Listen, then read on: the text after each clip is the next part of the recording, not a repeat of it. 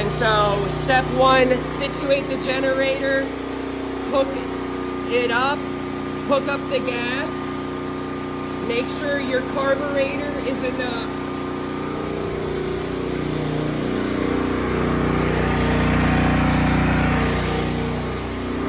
Make sure that the carburetor is in the closed position. Once you start it, and make sure that the idle button is off, your circuit breaker is off, start the generator up.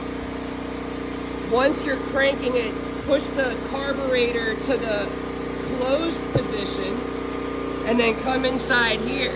Well, come inside, turn the main breaker off, which allows you to turn the generator breaker on, and then just go and flick that circuit breaker at the generator on, and it is powering the house.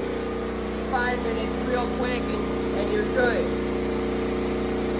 Also, make sure that you carry some oil. You showed me you had a little bit of oil, right? Okay. So check that for the first couple of days when you're using it for like 12 hours. See how much it burns. What's up? It's Brian here with Portable Generator Services. We are doing a test with this homeowner to make sure that everything is working correctly. We are powering the house with his portable generator that he has spent a total of less than $3,000 on.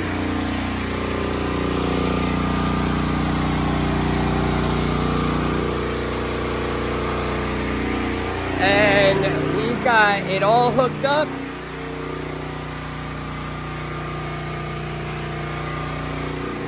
So when we're done using the generator and FPL power is back on, you see neighbors that have their lights on. Let's shut down that circuit breaker. Yep. Bam. Oh, perfect timing too. Yeah. Starting to rain. All right, let's let that cool down. Let's go over here.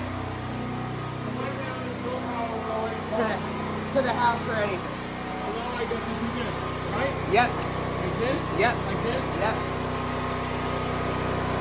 There you go. Now we're back on regular power. Let's shut that down. Let's disconnect everything, turn off the gas, and we're good to go.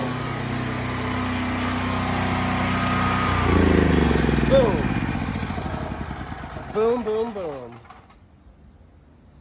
All right.